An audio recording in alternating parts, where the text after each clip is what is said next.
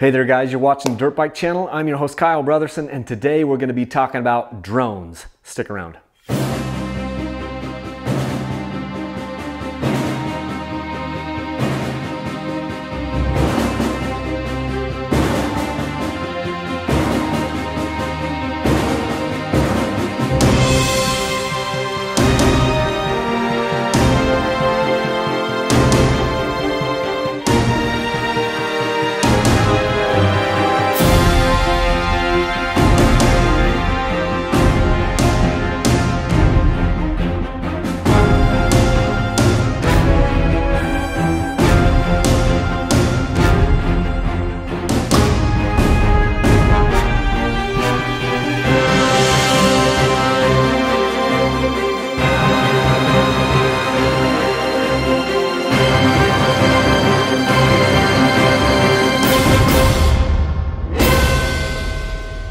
So why are we talking about drones on Dirt Bike Channel? Well, that's because I use a lot of drones on Dirt Bike Channel from time to time, and you might also want to use drones on your channel or for your hobby or for your recreation or to make some sort of money from that. So I kind of wanted to give you an overview of the drones that I use, but I also want to give you a warning. Anytime you're going to be operating a drone in the United States of America, your drone needs to be registered and it needs to be written in permanent ink or permanent something on that drone so you can register your drone. I've got links down in the description, and I've got a pop-up right now showing you the place that you go to register your drone. It costs like $5 or something like that, and it lasts for say 3 years. And that registration can go for multiple drones. So you'll notice I've got it written on this drone, I've got it written on this drone here, and that's my registration number, so that if I crash this, they know who to come calling. So that's one thing that you need to keep in mind. The other thing that you need to keep in mind is if you're doing this for any sort of a commercial endeavor, which monetizing your video on YouTube is a commercial endeavor. Even if you fly your drone for somebody and they give you something in return, they maybe give you basketball tickets or football tickets or anything. If you get compensated in any way, it is a commercial endeavor, and the FAA is very serious about this. In fact, the FAA 14 CFR Part 107, which deals with small unmanned aircraft systems, this is kind of the commercial certification. You need to become certified with the FAA Part 107, which I am, and if you're going to be using your drone for any commercial purposes, including monetizing on YouTube, you can get nailed by the FAA if you are not commercially certified as a commercial drone pilot, a remote pilot. So I'll have the links down in the description for you to kind of check that out, but just keep that in mind. You will want to be certified Part 107 with the FAA if you're going to put up your videos on YouTube and monetize them at all. So with that introduction, let's talk about some of the drones that I use and why I use them. I've used a few different types of drones as far as from different manufacturers, and I keep coming back to DJI. They seem to be kind of the leader in the recreational and commercial, at least for small unmanned aerial vehicles, under 55 pounds. That's the other thing, is if your drone is over like 0.55 pounds and under 55 pounds, which all of these are, and most of the drones would be under 55 pounds, you need to be certified in that Part 107. This is the DJI Phantom drone, and this was kind of the first line of drones that I started using when I was doing Dirt Bike Channel and for just fun with my family. And these are fantastic drones. Now this is not like a current, I think this is like a Phantom 3 Pro or something like that. I'm not exactly sure, but I'll be rolling in footage where you can see exactly the types of footage that you can get with this drone right here.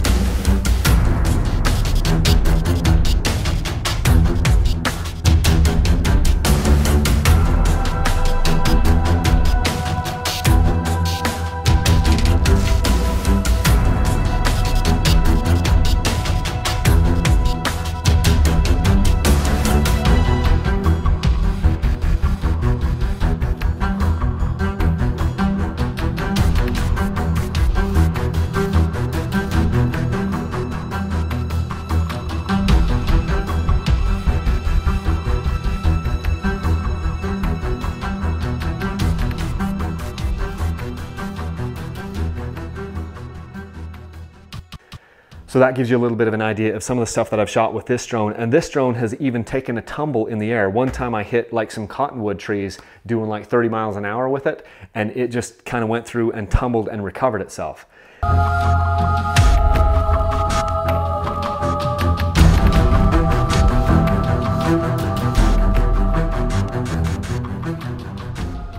The Phantom line is much easier to land and take off because of the way that the landing gear works here. It's easier to grab this out of the sky, so you don't have to bring it all the way down to the ground and get all the dust and everything. It's easier to find places to take this off because the propellers are further up off the ground.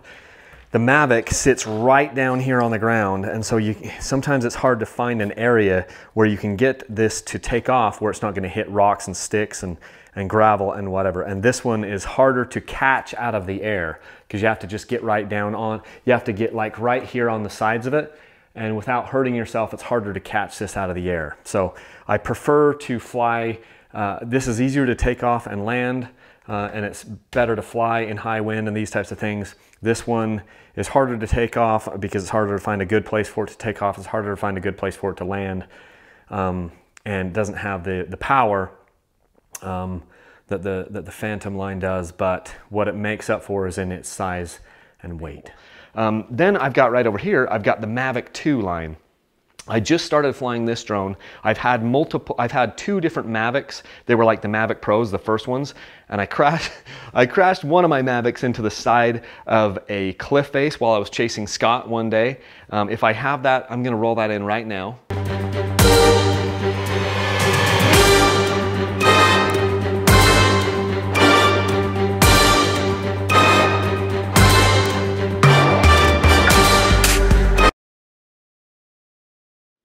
So there you see it. That was the sequence that broke one of these Mavic drones. Now these things are anywhere from $1,000 to $1,500 or $1,800 depending on kind of what packages you get.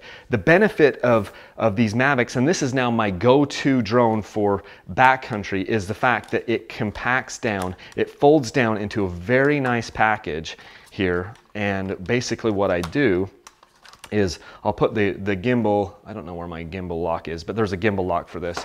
I'll put the gimbal lock on, and then I can just put it in one of these sleeves that I got from DJI. You just dump it down in this sleeve, and then I'll throw it right in my riding pack. The problem is, unless I want to take a big pack, if I'm taking my drone, I probably won't be able to take any tools with me, so I ride with other guys. And maybe the other guys are taking the tools that time, and I'm taking the camera. So you can see, get those propellers down there. Then I'll put that in the sleeve, and then I can easily just put it in any one of my packs. These are the USWE packs here, and I've got links in the description to these packs as well.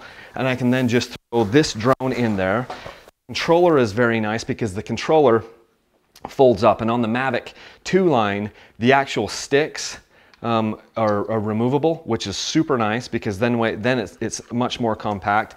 I just throw this in a goggle case, you know, and then I'll drop that in there, and then I'll always take extra batteries. Now that's something to note.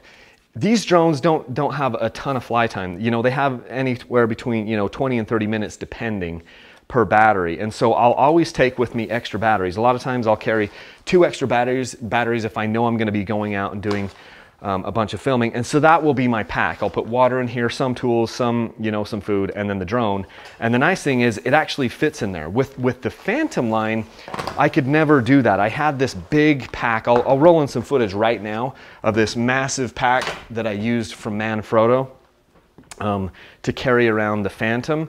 And so, but it just once these Mavics came out, I stopped carrying the Phantom drone with me. If I'm close to the truck, I will take the Phantom drone because these are great as far as, if I'm near a boat or near a truck or something like that.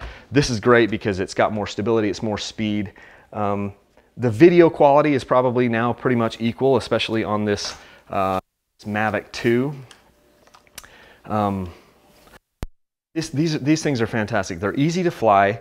You're basically just pointing at where to go, and there's multiple flight modes that you can do with these things. Now, typically, I just have my phone with me. Let's talk about that a little bit. You'll use your phone and you'll hook it up to the controller.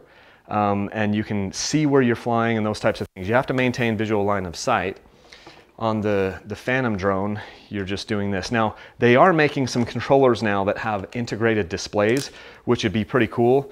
It adds some of the cost, and then it also makes it a little bit more bulky, which is, if I was going to do the Phantom line right now, I probably would get the remote controller that has the integrated display. They are coming out with a version of this Mavic controller that has a screen down on the bottom, which I think is really, really cool.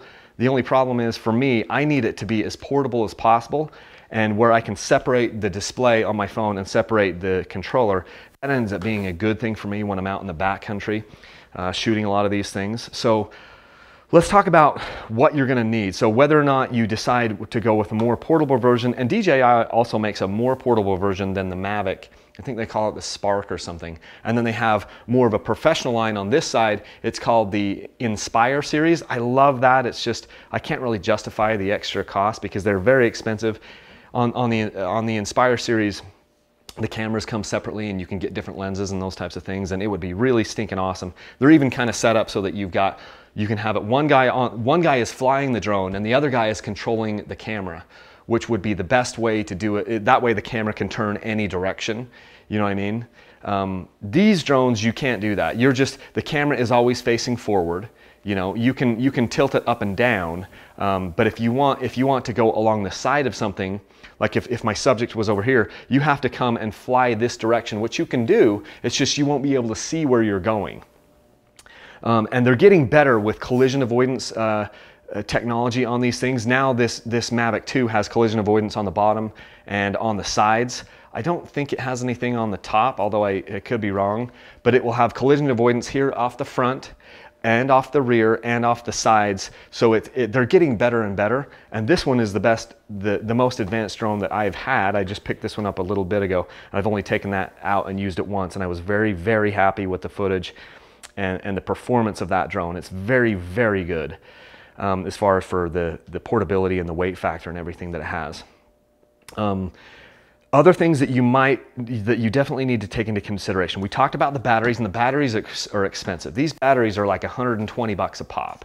And I suggest that you should have at least 3 batteries. They come with one.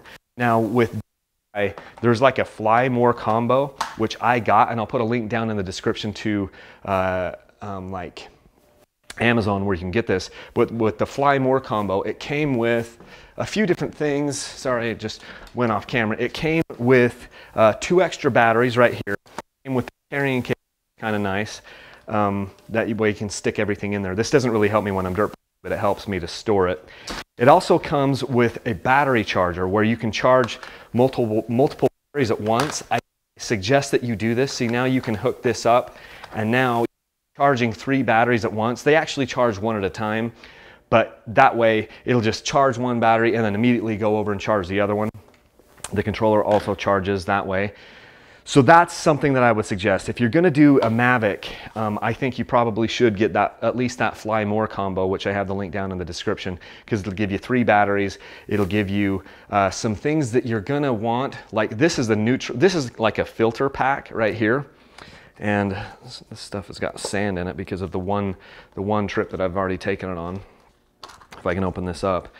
You're going to want some different filters. These are neutral density filters in here. Like here's a neutral density filter that's an 8, a 16, and I've got the 32 neutral density filter on there. It's basically like sunglasses for your drone.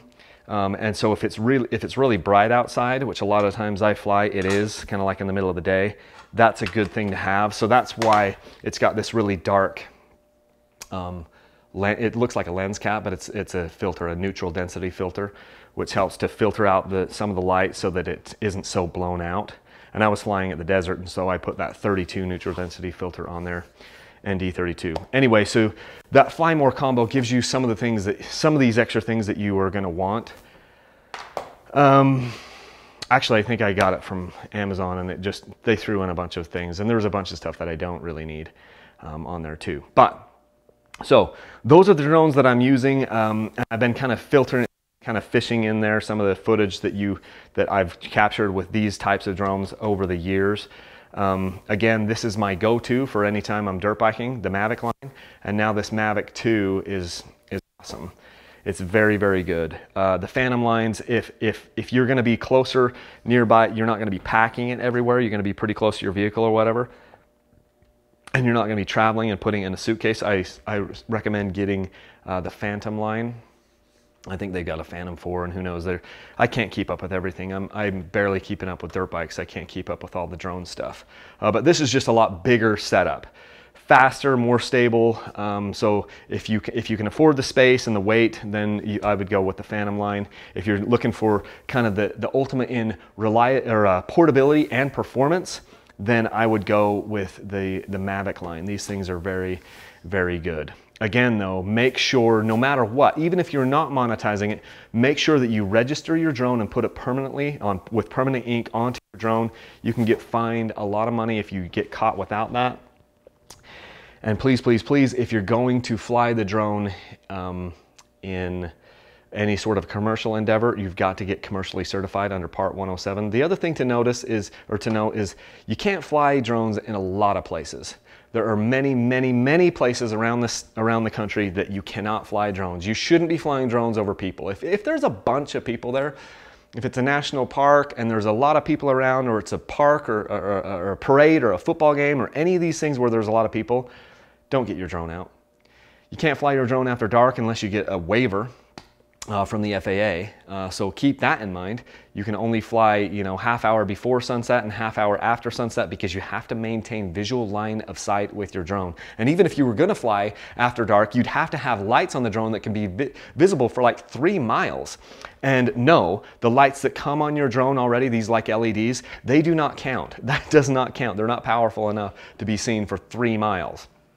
So anyway, it's a very, very serious thing. You don't want to go in any place where they're fighting fires or emergency operations or any of these types of things. You have to be very, very careful. And it's up to us as the consumers to be educated and know where we can fly and when we can fly, so that we're safe and we're not, you know, causing problems with airline traffic or helicopter pilots. I've got a buddy who's a helicopter pilot, Black Hawk helicopter pilot in the Guard, and he's just like, they have multiple days of training per year where they're just talking about drone strikes and the dangers that drones pose to them as emergency personnel and, you know, and aviators. So it's a big deal. You gotta educate yourself, find out where you can fly, where you can't fly, what you can do, what you can't do, those types of things, and it's all up to you. So make sure you get your drone registered. Make sure that you get certified with the FAA if you're going to do any commercial operations, if you're going to do, you know, aerial photography and sell it anywhere, or be compensated by getting tickets or favors or whatever. That's a commercial operation, and you need to be certified by the FAA Part 107. So that kind of gives you an overview of the drones that I use and why I use them. This is my favorite drone right now, and this is my drone if I'm just, you know, with the family and I'm close by the truck. That's kind of it. Yeah, if you like these videos, please remember to subscribe to the channel. Please use the links down in the description. This is how crazy it seems. Dirt Bike Channel is how I'm trying to support my family here and now. So if you don't use the links down in the description, I don't get paid. DJI has given me nothing. All I've done is spent money with them. I've spent thousands of dollars on drones with them.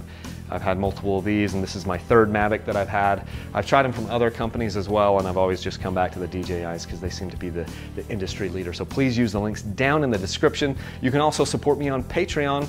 And keep in mind, we've got a dirt bike sweepstakes coming up. That'll be March 1st through April 30th of this year. And you might be able to win a dirt bike just by buying maybe a hat or a shirt or a bar pad or a hoodie or stickers or anything like that. I'm gonna have a few things up there. So keep that stuff in mind, and be safe with your drones, and we'll see you out there on the trails.